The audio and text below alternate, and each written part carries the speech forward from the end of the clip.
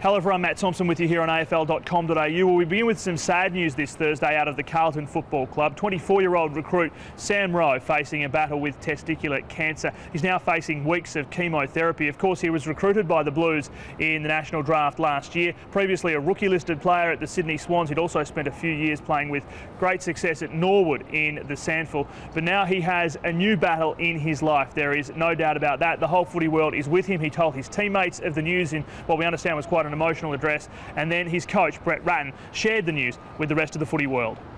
We expect him to make a full recovery and go through some of the chemo and things like that. He has to go through in the next 6 to 9 weeks, and when he has that treatment, it virtually takes another sort of 6 to 9 weeks to overcome the effects of that and then move on. He's a great kid. He's got a great outlook on life, and his girl and his family, his girl's here, but his family have come over from down from New South Wales way. So he's got a lot of people around him. He was quite emotional this morning, but the people around him and the support he'll get will just be ongoing from here, and we expect him to get through and then get ready to start pre-season, which he's already looking at getting himself right for that. Dale Thomas won't return for Collingwood's clash with the Western Bulldogs. Heath Shaw and Ben Reid will. Alan Didak and Chris Tarrant progressing, still not ready. But with all that to deal with, coach Nathan Buckley admits potential $1 million man Travis Cloke has been on his mind. I have had a few thoughts on that. I could just picture Robbo as a kid walking around with a magnifying glass looking for anthills, and I reckon that's about what he's done. Sort of 24 hours ago was just put a magnifying glass over someone, but the ants at Collingwood aren't running around screaming, and Freo didn't bite, and GWS haven't bitten. It's everyone else that seems to be interested in it more than the main players. Have you talked to him about it since that story sort of surfaced? To Clokey? Travis, yeah. No more or less than we would normally. Yeah, look, I might have my head in the sand, but I'm very confident that Trav's going to be a Collingwood player for the rest of his career. The Doggies can't wait for the Friday night challenge.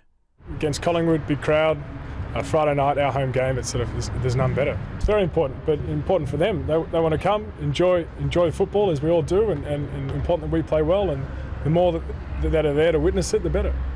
But while the Bulldogs want their fans to turn out in large numbers, some of them are not happy. You see, it seems Collingwood has an existing ticketing deal here with Etihad Stadium, and even though it's their away game, Magpies fans are getting preferential seating on level 2. The deal has seen some 500 Bulldogs members relocated to different seats. They are far from happy about that.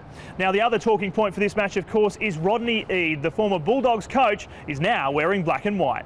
Rocket knows a little bit about our game from a few years coaching here, as you're well aware, but we've got a new coach and we've changed a few things, and we won't worry too much about what they know about us. And clearly coming up against a side that he knows pretty well and the individuals within it, we've tapped into that as much as we possibly could. Sydney hasn't had much luck when hosting Adelaide of late. They haven't beaten the Crows in the Harbour City, in fact, since 2004. They've got some of the strongest contested ball players in the competition in Thompson and Dangerfield, and they've got two of the best key forwards, a couple of big key forwards, key targets in Tippett and Walker, who's they're both really menacing on their day. So that's essentially, it will be a big battle in the midfield, a contested ball battle, and both teams will be trying to win that one. And the Tigers have an important road trip taking on the Power, both teams with just one win on the board so far. Port Adelaide and ourselves are both in similar positions. We're probably playing better football than our record suggests for both footy clubs. So no doubt it's a big game for both of us, and we're both looking to have a win this week, there's no doubt about that. But I think overall it's going to be a really close contest and a game that will be worth watching. And just before we go, of course, since last night here on AFL.com.au, we've been following the story of the Office of Police Integrity's inquiry into the original police investigations 8 years ago into those allegations against St Kilda forward Stephen Milne. Scott Watters, the Saints coach, today on the record as saying this matter resurfacing certainly is distressing for all involved. But it is important to note that Victoria Police has told us they have no intention of reopening the case against Milne. Now, in the coming hours here on AFL.com.au, make sure you click back. We'll have all the team news covered for you from right across the competition as we prepare for AFL Round 6. We cannot wait for it. Talk to you soon.